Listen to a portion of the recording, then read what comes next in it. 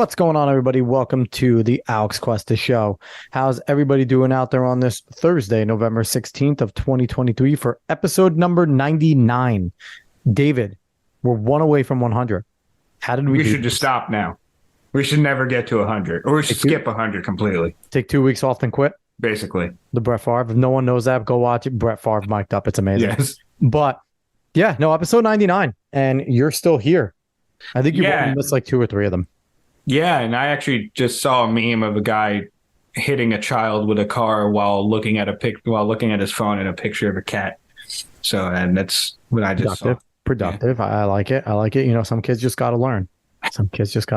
Anyway, if you like what you hear today, like, share, follow, subscribe, rate 5-star, Spotify and iTunes. Spread this word of mouth. Go find us on the socials at the Alex Cuesta Show. We'll be there. We're on Twitter, Facebook, Instagram, everywhere. We're not on Threads because Threads isn't real. But I just want to talk about last week's show before we jump into this one. We had a really good, really cool educational show with somebody who we wanted to have on for a while, Tiffany Justice, the co-founder of Moms for Liberty. It was a great show. If you have any kids in school, it is well worth listening to and looking to see what Moms for Liberty does. Don't believe the hype. If you hear anything about Moms for Liberty and this and that, don't believe it. Listen to the show. Listen to Tiffany in her own words, because you probably don't know what's going on in your kid's school and you need to.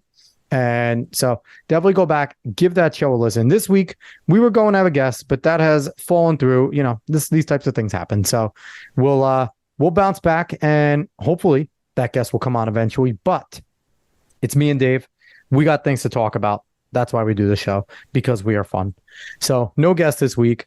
And we're going to start off, Dave, with the hard-hitting stuff. We're going to get serious right away. Yeah, we're going to talk about Chris Pratt playing Garfield. No.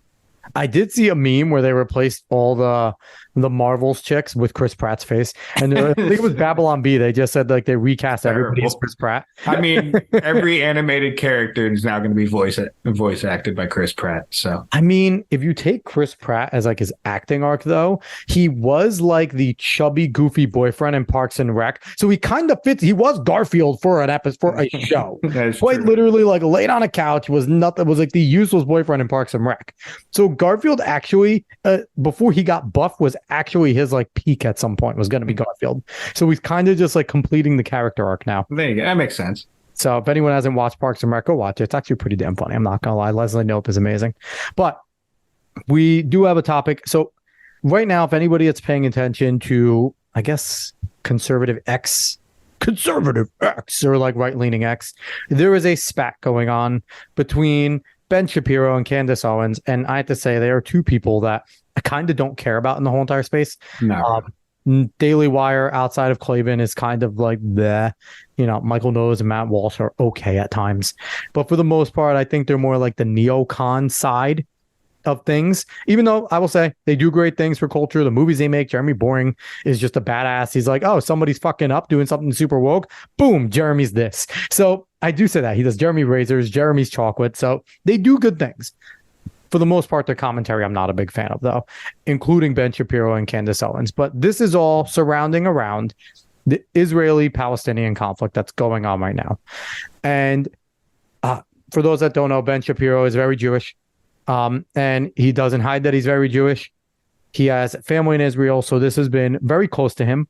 And Candace Owens just kind of loves to talk shit. That's my best way to put Candace Owens, Dave. Is that really kind of, she puts herself in the middle of most things. And that's just kind of her arc that she's had. She's had some good moments when she's in Congress, friggin', you know, talking about her experience and things like that. Like she has some really good times. But for the most part, if you want to talk about somebody who's kind of like a grifter, Candace Owens is kind of your quintessential, started off as a leftist and now all of a sudden strong conservative. And now all of a sudden she's super religious, which she never was. Mm-hmm. So it's like, I mean, I never met Candace Owens, so I don't know much about her, but just from the optics, kind of somebody I don't really trust inside this space. And Ben Shapiro has been, you know, one of the conservative leaders for a long time, absolute super genius from a young age, very much neocon-y. And that's why I've never been a big fan. But their spat is that Ben Shapiro has been an absolute fucking psycho on X and a lot about things about going on with Israel. And he's very much just make Gaza ocean.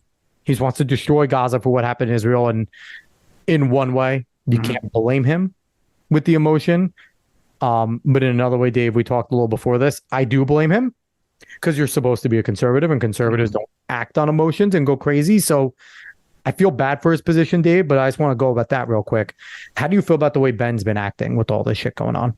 Yeah, like you said, it's understandable, but I'd rather see him reel it in, because if you're going to be a leader in any way, you could have some actual firebrand moment. You could have these kind of statements where you're pushing for something aggressively, but you don't want to seem like you're just completely out of hand. Not even out of hand. I'm not entirely sure which way to put it right now. I'm having a little bit of a unhinged. I know it's thrown around all the time, but like he's kind of unhinged with this one. Like he doesn't. It's not very rational with a lot of the things that he's been kind of expressing with it. Yeah, I just it's a bit overactive on it. Yeah. He's not just, you can make a very simple statement about this, and you could kind of hammer it a little bit, but I don't necessarily think it needs to be the way he's doing it. Now, like you said, completely understandable. You have family in Israel. Yeah, absolutely. I understand being emotional, but if you are going to be a leader, you need to be a leader. And you talk to millions of people a day. And Ben Shapiro has strong influence. And if you're now taking a whole part of the right, a whole part of the right, and turning him into a war machine, warmonger, neocon thing, it's like, does Ben Shapiro not also understand what another part of his base is, right? Because Candace Owens is kind of speaking to that part when she was talking to Tucker Carlson, where she was kind of saying, which a lot of us agree with, we understand what's going on in Israel, but at the same time, we have a ton of issues in America that we could really be using our resources towards here, with the border, with drugs, with all this stuff. And a lot of people connected with that. Now, Ben Shapiro fired back saying, and she said some dumb shit too about Gaza and Israel. Yeah, she is actually not very educated in the know about what even happened recently. She's not even that very in the know about that. And Ben Shapiro took a problem with it. She put up a Bible verse, and then Ben was like, hey, if this is so bad on you at the Daily Wire, you don't want to take our money, just quit. And then that's kind of like, everyone's like, that's another thing. And that's another thing. Why is this public? What is the point of this being public? Is it performative? Is it a Daily Wire? Someone get attention. Someone did bring up like this is basically a work, like a wrestling work. If Candace doesn't quit, then I'm convinced it's a work. It could, I don't know. I don't see it as a work. I don't see Ben as that type of person. He's like the typical robotic nerd stereotype. So I can't see him pulling a work. Candace leaves and teams up with Crowder. No way she would do that. But she was the one. She was the one in the lead, which is crazy, right? Because this is now like less than a year ago now. Yes, this all went down, and Candace was like the tip of the spear, fighting for the Daily Caller, Jeremy Boring, and Ben Shapiro. Daily Wire, not Daily Wire, same thing. Daily Caller, they whatever. But the Daily Wire fighting for them, and so it's pretty crazy to see this turn. Now we're talking about this, which I do want to bring up real quick. Say whatever you want about Steven Crowder. He broke the Trans Manifesto thing. And then Jeremy Boring went out and basically attacked him for it, where it's just like, look, you could have those feelings and maybe they're warranted, but why would you do that on Twitter? What are you doing? And it was brought up by another commentator. I heard that this is where Crowder was right about everything going on there. Because if he would have broken this and he would have gotten taken off of Twitter like he did in a bunch of places, he would have then lost money for breaking the biggest story of the year so far. Yeah. I feel like I'm in that Alex Jones clip where he's like, "Where are the men?" Because I just don't see a point in going to what is your online diary, online shit talking diary, and doing this consistently when you don't need to make things public. So that's why people believe everything is a work. When I don't. Most of the time, I think things aren't a work. They might be in the end, like people might switch up in the middle of things. But a lot of people are just over emotional nowadays. They don't know how to do a work. They really don't. Most people aren't up on wrestling. And, and the thing is, it's like, and, I listen to Tim Cass, I make that no bones. And Tim Pool constantly says he doesn't know why. For whatever reason, the Israeli-Palestinian conflict makes people go from 0 to 11. And more than anything else, all of a sudden you bring this up and boom, a side is picked and people feel like they have to do it. And, in the end, David, you know my stance. I've said my stance openly. Someone was attacked by somebody else. The person attacked deserves to defend themselves, period. I've stood that way with Ukraine, and I'm the same way with Israel. Israel should go in, do what they got to do, and I'm getting more to the stance of everyone's calling for a ceasefire. Ceasefire is simple. Hamas gives up, surrenders themselves, and gives back hostages. Until that happens, Israel does not have to stop a thing. Yeah. Period. And, and I don't want to hear about innocent women and children. I don't, because it's war. It's war. It's a war that a government that they selected, that they haven't overthrown since 2006, and a government that has not worked for them, that has not given them anything. Everyone hears about Israel's open air prison and they're keeping them in there. They allowed them to form a government, and this government has not negotiated shit for them, for anyone else, any other nation. So I don't want to hear it anymore. I don't want to hear any experts talking about what happened. Fuck all of you. Okay. Period. That is what is going on. And I don't want to hear anything else. So we're getting to all this because we really want to talk about, Dave, the fact that right now in the human condition, mostly in the West, right, in the Western nations, we have, and like you said, where are the men? We have gotten so soft as people, as Western people, because we're looking at this. And, I say this to people every once in a while. I think it blows their mind. People don't realize, especially in the West, we're living in the most peaceful time to ever be alive right now. Yes. It might not seem like it. And the most comfortable. And the most comfortable by a long shot. Yeah. And we might not feel like it, right? Because we're hearing constantly about wars and we're always hearing about the fighting in politics. But relatively, imagine going back and living during World War II, World War I, Genghis Khan, Napoleon, any of this shit. Any of these times in history, even being a colonial settler, having to deal with Native Americans and warring tribes, wanting to fuck you up every moment because you're there, and just a trip to the colonies, not even worrying about tribes. No, the trip to the colonies where you're probably going to die on the way there. The Pilgrims in the Mayflower, where half of them didn't make it, then half of them died after settling. We are such pussies in this generation right now that the human condition is so comfortable. And I've said this before, Dave. People talk about, oh, America's so fat, right? It's because we can be. Again, our food is probably shit. I don't doubt that. But it's also because we can be. We don't worry about anything. And that's what has made us soft, because we go for nothing. We go without anything. Like, we wake up, we eat food, we turn on lights, we have running water, and then we go out and we complain about the shit we don't have. It's just crazy that we have divulged into this. So, Dave, what about, you were talking a little bit earlier about like the human condition before we got on here and things like that. So, like, what are you saying? Why do we suck? So I don't even. So for me, it's not even that necessarily we suck. I think soft is a pretty apt description, maybe more complacent and comfortable. But there is a good reason for the amount of empathy we have for a lot of the things that we see as valuable, and we don't want to let go. Like, we don't want to give in to some of the savagery that is human nature, to some of the violence that we're just predicated to as humans. Yeah. But we'd also have to understand what human nature is, and that sometimes the amount of empathy that you show, or the type of things that you try to do to quell what is just normally going to happen, and some of the things that people are just going to do, will only make it worse. And I feel like we've gotten to a point where we're so comfortable, where we want these values to be able to work, where sometimes they just simply do not work in the long run. You can feel good about yourself saying, like, oh, people shouldn't die. Thing bad. Like, you can feel good about yourself saying that.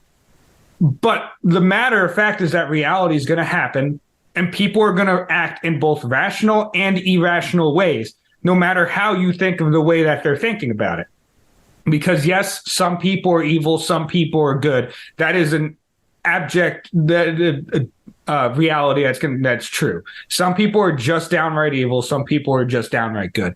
But a lot of times people are acting on certain motivations, certain incentives, and certain things that make complete logical sense to them. And you're going to have to realize that might be something that cannot be pushed or moved by just speaking and having empathy or trying to show them what you think the right amount of empathy or consistency that should be in their logic. It's just simply not going to be moved in them, and it's simply not going to be moved in you. And I feel like we see it a lot with the way people interact with each other, especially in social media.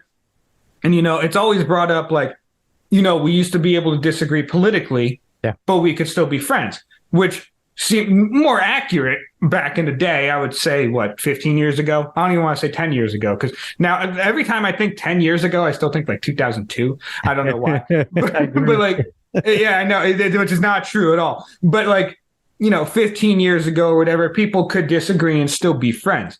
But one of the biggest things to me is that we've come to a point where we think of human nature where it's just like, we play this whole game on social media where if you block someone, you lost an argument. It's like, oh, you're so weak for blocking someone. Yeah. When it's a simple part of human nature is if you don't like someone, there's usually two ways to deal with it. You either get violent or you ignore them.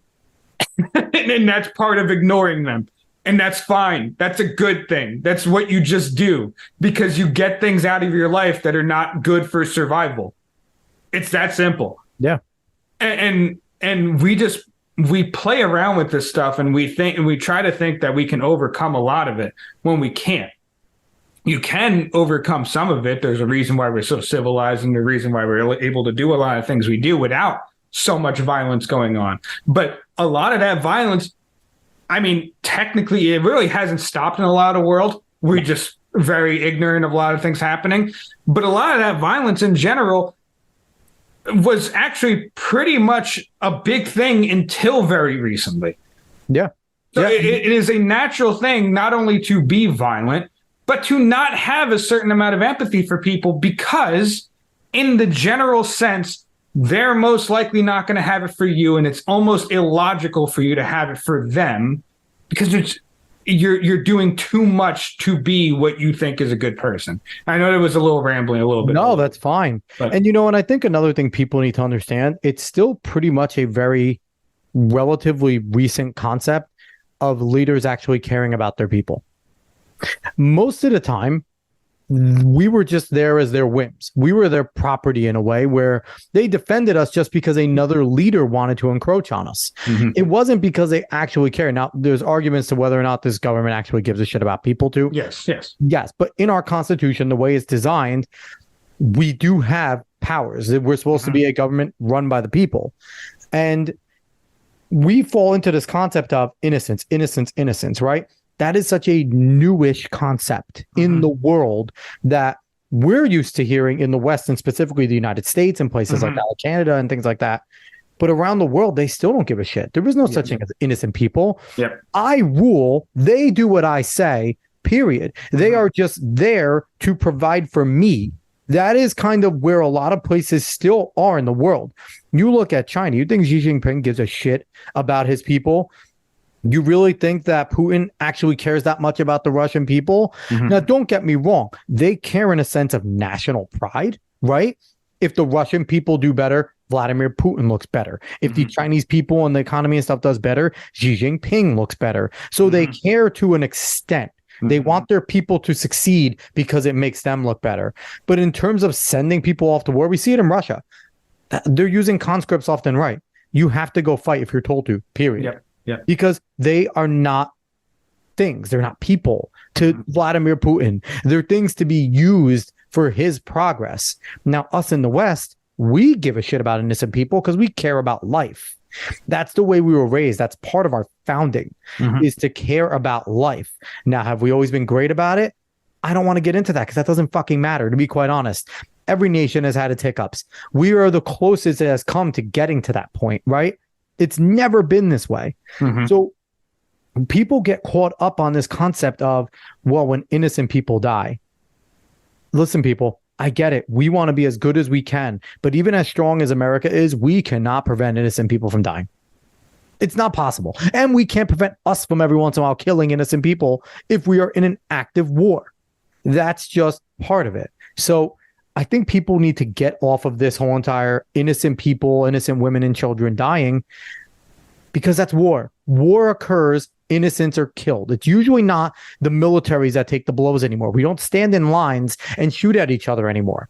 It's guerrilla tactics. It's clearing towns. It's, moving and moving. If, it's a very different time where people need to understand what war is now. People don't have a concept of war anymore. Yeah. And I do want to clarify that it's not necessarily bad to think these things and be and actually care. It's actually, it's very admirable. You're a decent person. In a way, yes. Oh. But you just have to understand what reality is going to look like. And sometimes if you are going to prolong something because you think you might be doing the admirable thing, it actually just lengthens the amount of actual suffering or actual negative impact that whatever is happening. Like you don't want a war that could maybe be 5 years end up being 20 years. You don't want that. That just think about how many more people are going to be hurt because of that. So, and you don't, and it doesn't even have to be to that scale. You don't. It's the same thing where it's just like quote unquote soft on crime, but really just want crime. If you don't arrest the person that does a bad deed because you think, oh, it was some kind of socioeconomic factor or whatever, then that could lengthen the suffering of other people in that community because that person goes on to do more bad deeds. Yep. You can't just have this empathy that prolongs every single negative thing because you don't think you have the right or some people have the right to stop the negative thing from happening. And it's hilarious because we've seen empathy in action in an extreme way. That reporter that got stabbed not too long ago, and the girlfriend asking a guy that stabbed them, "Are you okay? I'm sorry." Yeah. And that guy died. Or the woman that got mugged and the guy shot the guy mugging her. And recently. Yes. And she was not happy that he used a gun on the mugger. And it was in the city. Yeah, why did people have guns here? Yeah. She wished he didn't use a gun. And that's the issue is, look, you just got your life saved, possibly your life saved. So what are you complaining about? No concept on that, because there's no real danger in our society. There is, obviously, but we are so blind to it that we think it can never happen. So you were talking about crimes. I want to move into something a little more soft here, because I think we kind of got our points across with how we feel. Someone that has been technically committing a crime for a long time, Snoop Dogg, openly smokes weed consistently, or has, we could say in the past tense, another time, because Snoop Dogg made the announcement that he is going to stop smoking again. And I say again because it feels like everybody has forgotten. Snoop Dogg did this once, guys. This is now probably over almost a decade ago. He stopped smoking and became Snoop Lion. How are people not calling him out? Like, I get it. Listen, Snoop, stop smoking. That's good for you. I'm happy that you're going to stop smoking. You're almost like, you got to be almost 60. Whatever. Like, I think he's over 60. He's not young, but like, it's not a bad thing to stop burning. Like, smoking weed. I know people are like, oh, smoking weed's not bad. Smoking weed's terrible for you. Putting anything in you that is not like food or a natural, like, or air. I know. He's 52. I'm wrong. Oh, wow. He looks older because he's been smoking so much. But breathing in anything that isn't air is pretty bad for you. So it's like, I hate people are like, smoking's not bad for you. But so Snoop Dogg is stopping again. And I will say, Dave, do you care? Well, I do, because it's like, all the weed heads are losing a legend. but I saw in a bunch of comments are like, we'll roll an extra one for you. Yeah, exactly. We'll follow your lead, big homie. But truly, I think people need to remember Snoop Lion. They need to remember what Snoop Dogg did in the past, because no one talks about it. Everyone acts like it just wasn't a thing. And it was one of the weirdest things I've ever seen in my life when it happened. And it still is one of the weirdest things. And it's funny because he became Snoop Lion when he stopped smoking. And then the moment he announced he's going to smoke again, he came back to being Snoop Dogg. So it's like... Wasn't he making like reggae music? I'm sorry. Yeah. Yes. He had a fucking reggae hat and everything as Snoop Lion. He made a reggae album. as Snoop Lion. Oh, it's such an alternate reality memory. Like that's the type of shit where it's like CERN activated their big ass fucking thing and actually sent us to a mirror dimension where Snoop Lion was. But he's that type of dude that could do it. But the thing about Snoop Dogg is no one's going to say a fucking word to him. No. Because he's a real one. Because Snoop will not hesitate to backhand you. He's also still that guy. He's also an absolute icon. And he's so cool. He just seems like a type of dude that is just like chill. Like if you're being cool with him, he's going to be cool with you. He just seems like that type of guy. He's one of the only people that can resemble a small dog and still have charisma. And become good friends with Martha Stewart as a rap icon. Like, because he flat out was like, she got street cred. Didn't they make a cooking show together? Yes. Like, she's the one with a felony. He's not. Exactly. What hasn't Snoop done, to be quite honest? What hasn't he done? Like that's yeah. Now he's gonna stop smoking apparently. Again, and he'll go back. And it's not like, again, people look it up. Look up Snoop Lion. If you have not looked up, if you don't know what Snoop Lion is, go look him up. He wears a fucking little reggae hat and he did reggae music, and it really was not very good. And then he came back to rapping, and he kind of like reggae rapped for a little, and then he went back to real rap, made a few songs. But Snoop could do what he wants. Good for Snoop. I'm happy you're stopping smoking. Smoking's not good for you. Kids don't smoke. But yeah, everyone remember Snoop Lion. Don't dead name Snoop Lion, okay? Snoop Lion was a thing, damn it. But yeah, no. In the end, though, so does this matter culturally? Because a lot of people smoke, Dave. It's bigger now than it ever has been. No, somebody like him that's like, I don't think the Dogfather stopping smoking at this point in history matters too much. Because what if he starts to speak out and like denigrate it? What if he starts to become like active against it? He has no reason to. He doesn't. But even if he does, I don't think it would matter very much. I'm not going to lie to you. He doesn't have the pull anymore like he used to? No, it's not the same amount of pull. Not at all. I mean, he has pull over older generations, but definitely not younger generations. Man, I just want like, we should do like a mashup album where like they have one like new person trying to rap as good as they can, and then they bring on some of these old heads just like doing a regular verse, not even trying, and just call it like a clash of generations, just so like these newer like kids could be like, our shit sucks.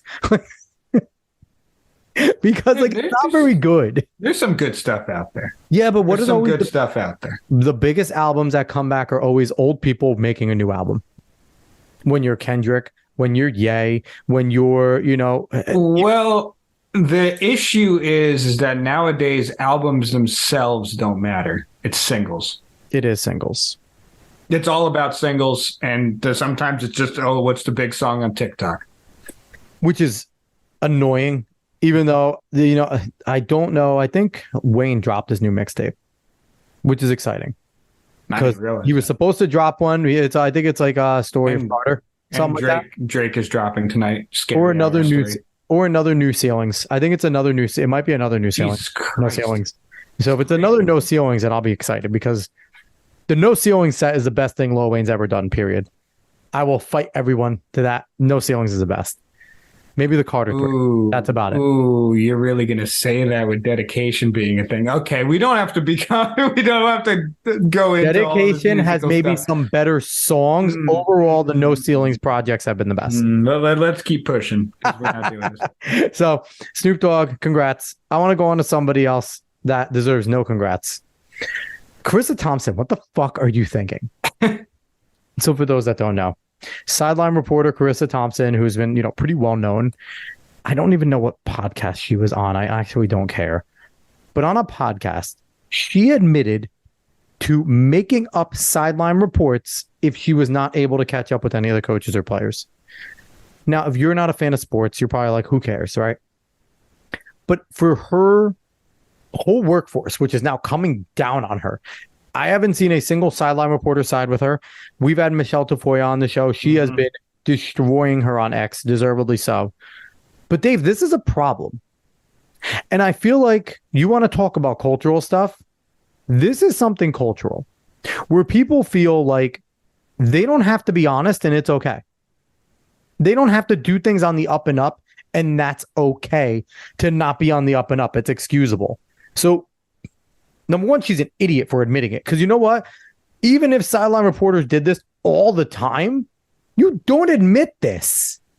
It's kind of just like an unwritten rule that the coaches, the players, and you guys all understand, like, hey, if I can't get you, I'm just going to say generic thing. Word. But now you're putting everyone in a position that even if this is a thing that is done, to now go at you. And if it is a thing that is done, I can't wait for more sideline reporters and coaches to defend Charissa Thompson, which no one has yet. Yeah. So we'll see. So what's your take on her being an idiot? Yeah, it's just silly. It's just a silly move. Maybe she was too comfortable in the podcast and she felt like she could say that and could admit that. But it's just weird why you would say that. Like even if every single sideline reporter did it all the time, why would you admit it? What would be the point of that? Because it makes you look useless in your profession. It looks like that job is starting to become less and less useful, which I don't really think they're useless. I actually don't mind the sideline reporters. I'm fine when they come in and give some information, especially injury information. It's useful. But if they don't even know the injury information, they're just guessing, well, why would I want them there? What's the point? You could just hear from the coaches at any other time then. You could hear from the commentators in the booth. They'll get some info somehow. So I don't know why you would say that. I'm not surprised that every single sideline reporter is coming out and saying that this is not something anyone else does. So Charissa Thompson might not have a job like almost effective immediately, which is understandable because you're making that whole entire sector of reporting look awful when you admit that. So now can we trust what the sideline reporters say?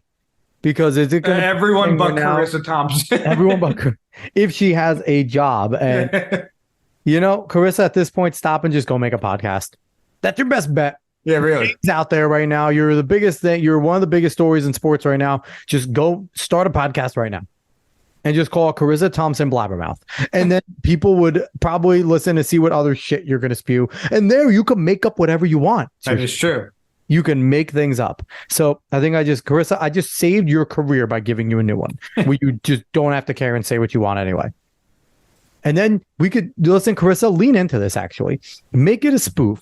Have guests on and then just don't let them speak and speak for them and just make up things that they're going to say. Or just make up quotes they said and see if they catch you. She could just make the podcast rounds like the crazy plane lady has been doing, Tiffany Gomez. Going on Alex Stein. Going on everyone. She went on a Barstool podcast. She went everywhere. Now, is that her? Going everywhere. Yes, it is her. Are you sure it's her? Yes, I'm sure it's her. I love the myth that's not really her, that's an actress and a body double and the real person's not even around. The government stole her. Did you see the second woman that went crazy on a plane yesterday? Yeah, that seems like a copycat. That one seemed much more performative. Now, she was saying, like, I'm being human trafficked. Yeah. And, like, weird. But at the same time, what if she was? Like, here's the thing. At the same time, what if she was like actively being human trafficked and we're just sitting there going, haha, stupid copycat. Like, what if she's not lying? Well, then that is just very unfortunate because it doesn't, I don't know, just seemed like a copycat. Maybe it's because Tiffany Gomez is going around right now, but it seemed like a copycat. And it 100% does. But Tiffany Gomez was like, that person's like a lizard person. Like, it wasn't like. Well, she didn't say that. No, but that's what she was getting at. Come on, we all know. But, but she's specifically being like, they're trying to human traffic me. Like, yeah. This is like, but then she went into like, that's not real. Like, I don't know.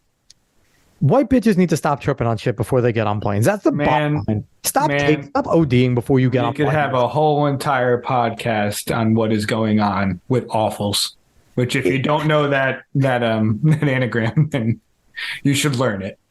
If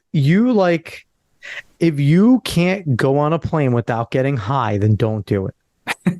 Period. Just don't fly. Drive everywhere. Drive, take cruises, do the old fashioned way. Because if you need to get high to the point where you start freaking out, because listen, sometimes you're stuck on planes for half an hour, 45 minutes, an hour. Mm-hmm. It's stuffy. Mm-hmm. Some people smell like shit. Mm-hmm. Kids will cry.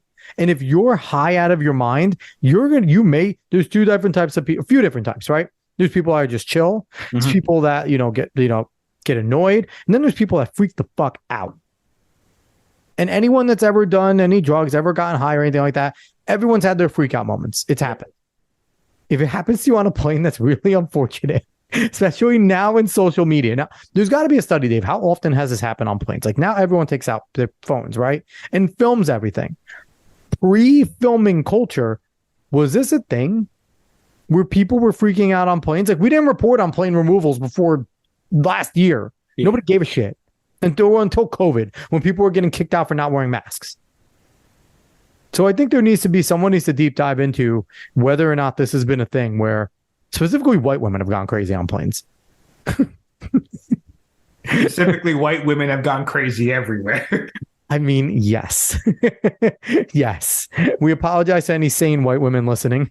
You will go crazy eventually. No, you will understand completely what we're saying. Because you're like, I've been fighting back that tendency my whole life.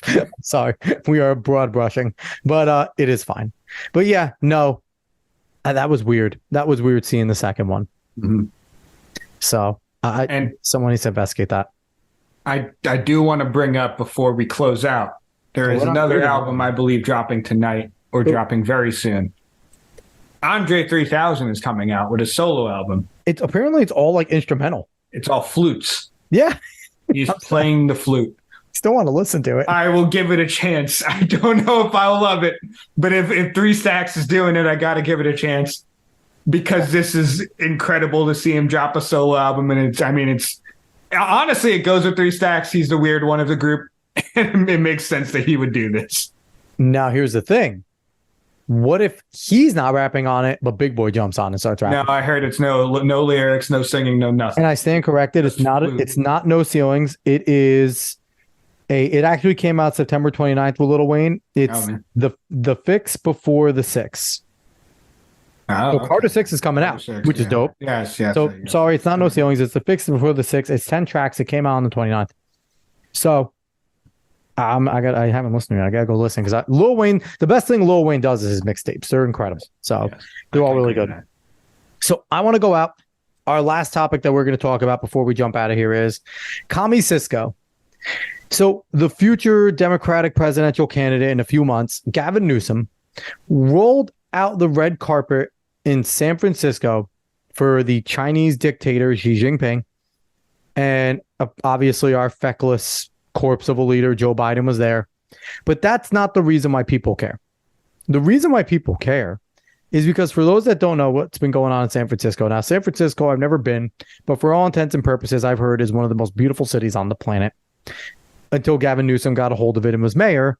And it's now rampant with crime and shit and homeless people. There's poop everywhere, homeless people everywhere, crime all the time. That is what has been known for years. Until recently. With Xi Jinping coming to town, Gavin Newsom decided to get rid of the homeless, get rid of the poop, get rid of the crime, and restore it to its former beauty to show off for Xi Jinping. Now, some people might be thinking, great, fix the problem, right? Here is the problem. People have been bringing attention to this for years. There was a poop tracker. A San Francisco poop tracker, still is. But there was a poop tracker and there's a tracker for calls a day going into poop. I think they gave up on it because there was so many a day. And this is something people have been clamoring for in San Francisco, which is one of the wokest leftist places ever, where people were starting to complain like, hey, I can't walk out my house without a homeless person trying to accost me. Like there's poop everywhere. It smells awful. Please do something, city of San Francisco. And they're doing nothing.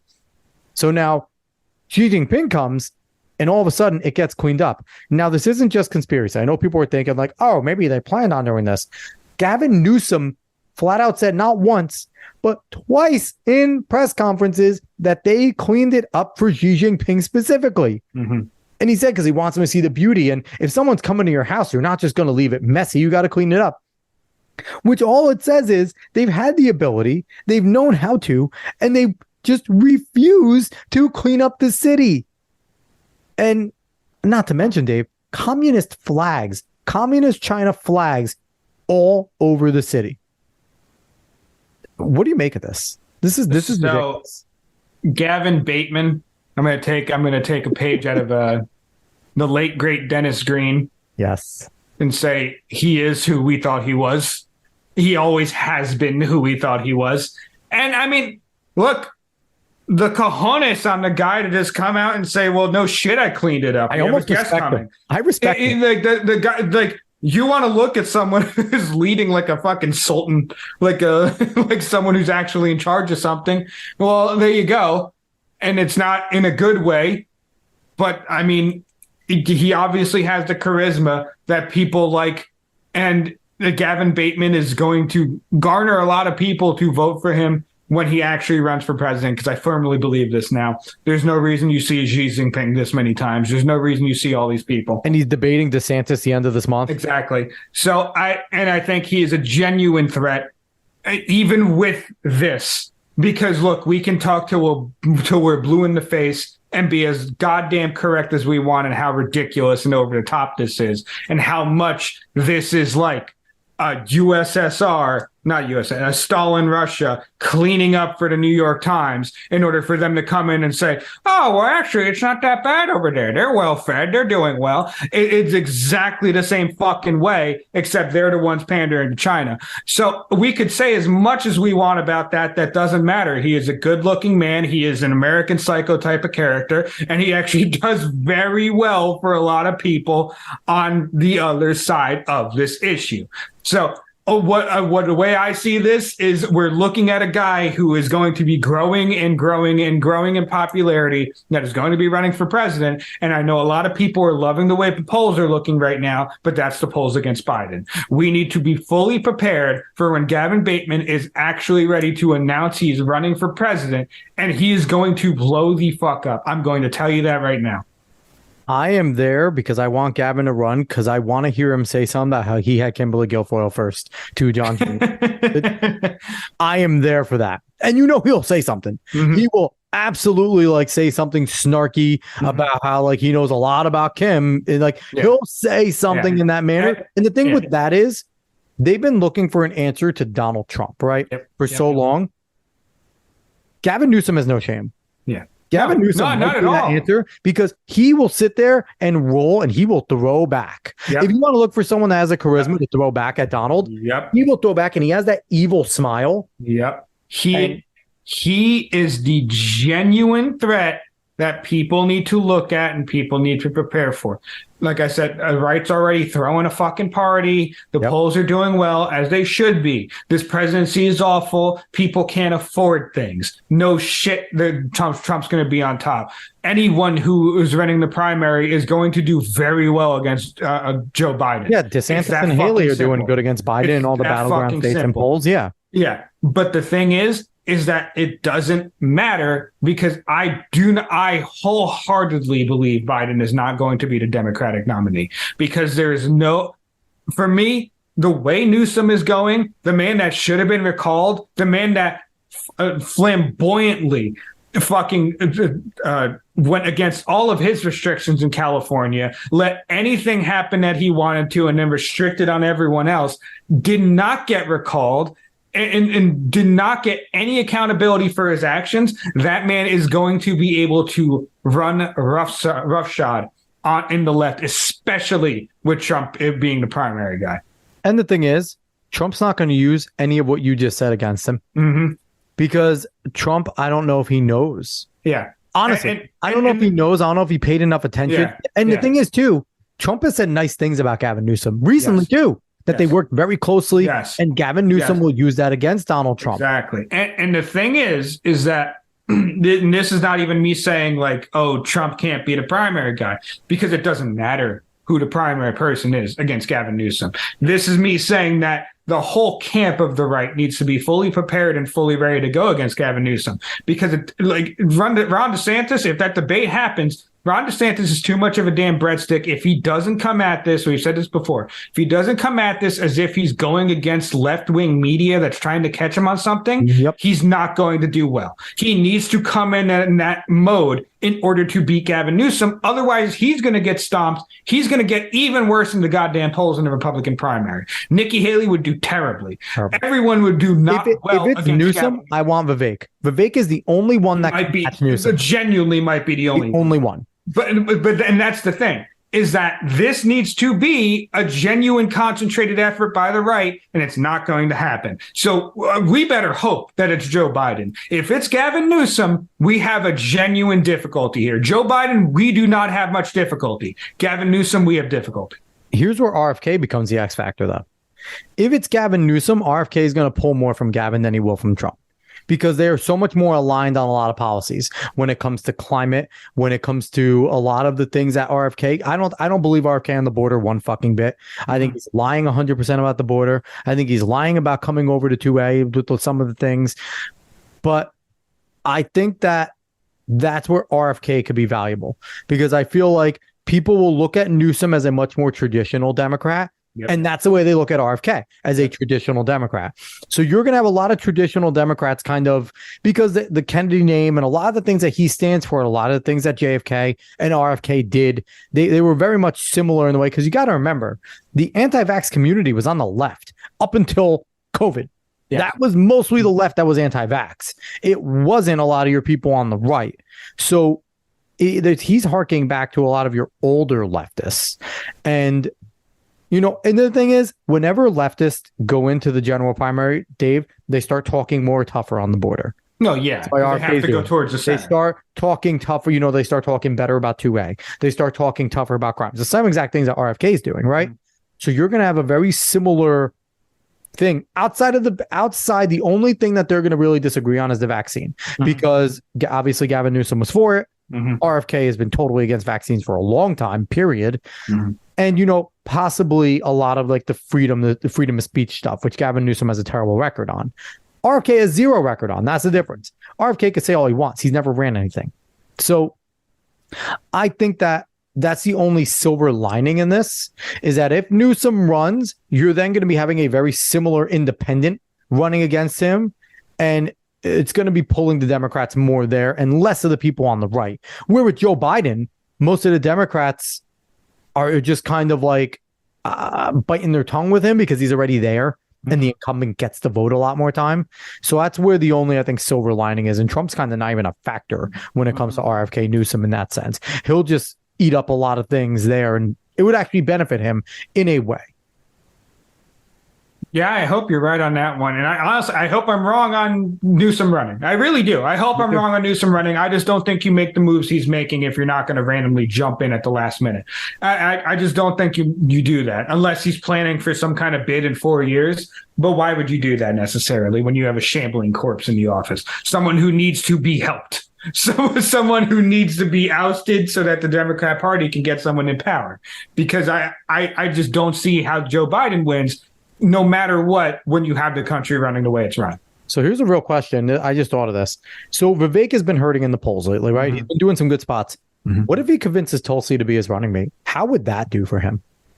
I don't know. I have no idea. I don't think he's going to be able to move up much. I'm not going to lie to you, even with doing that. I don't want Tulsi. I don't trust Tulsi. I trust Tulsi as much as I trust like Megyn Kelly and shit. But he has his moments, and he has but he just doesn't have any real reputation behind him. In order for him to have any pull.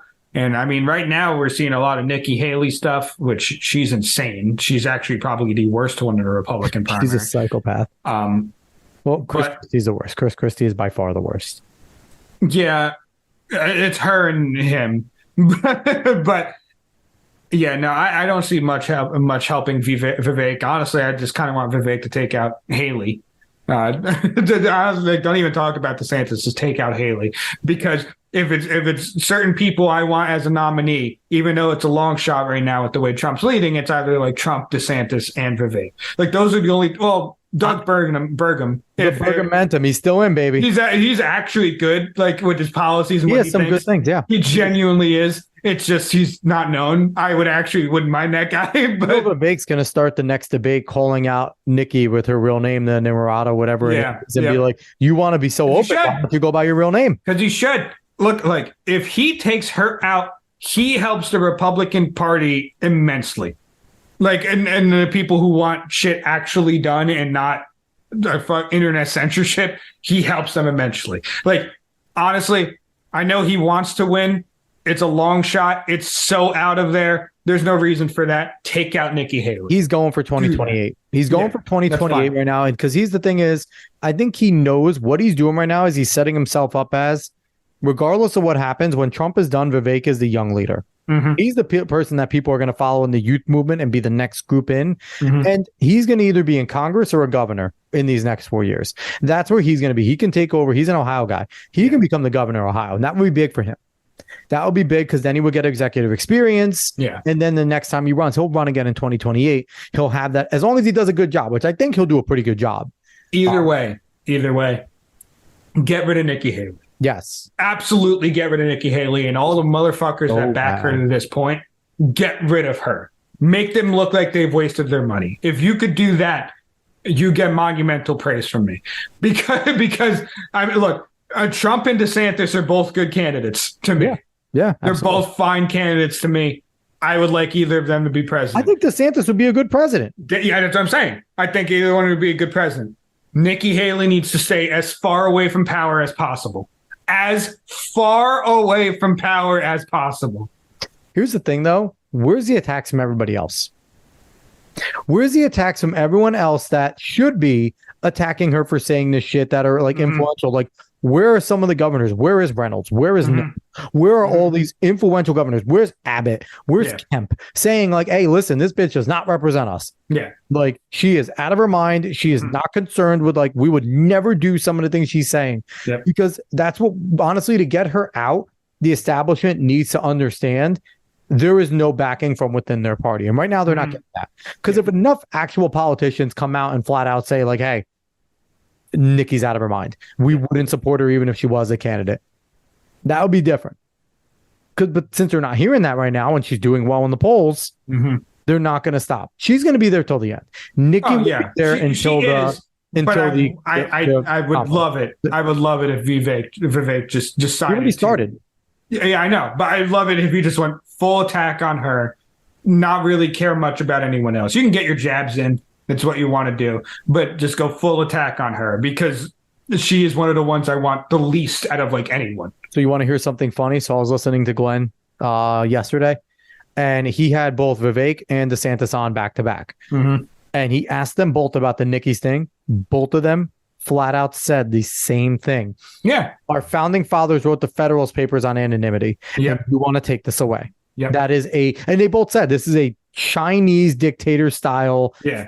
And it's kind of funny because I know neither of them are listening to each other. They're not those type of people. Yeah. For them to both say similar things. And that's the thing too with Vivek and DeSantis, they are much closer than they are further away. And I would say I want DeSantis to attack her, but things have not gone well for him lately. So I don't want him to flounder it. And it's not me having no confidence in DeSantis. It's just the trends of how things are going. I ride the hot hand here. Vivek has the hot hand from the last debate where he argued with her. He could keep doing it. DeSantis needs to worry about his own shit because right now he doesn't have the hot hand in the kind of attack mode. At the same time, DeSantis needs to do it to show he could be a leader. That's true, but still, like, if DeSantis can't do this in a primary, how's he going to win a debate? How's he going to be a world leader? So I can understand that completely. Yeah, there is both sides to it, but the side to the show is done, Dave. That was a terrible end. I don't even know what that means. Yeah, that was weird. That was bad. What the hell is wrong with you? I don't know. You on drugs? You on pot fucker? Nah. So, Dave, who do you want to see fight next in Jets Twitter? Ooh, that's a tough one. There's been too many fights on Jets Twitter lately, honestly. People are so bored. You get no touchdowns in 11 quarters. You start fighting on Twitter, which is understandable.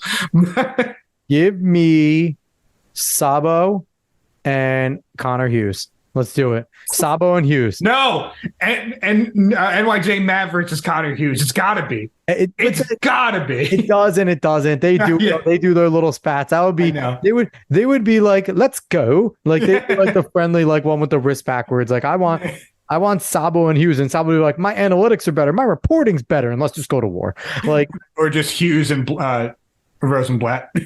Hughes and Rosenblatt. That could be a good one. Real journalist fight.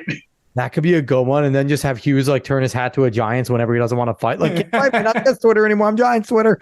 So no, that's for those that don't know, Jets Twitter's been on fire and it's been amazing. Anyway, so And that's no hate on Hughes, Blatt, or anyone. No. You guys are awesome.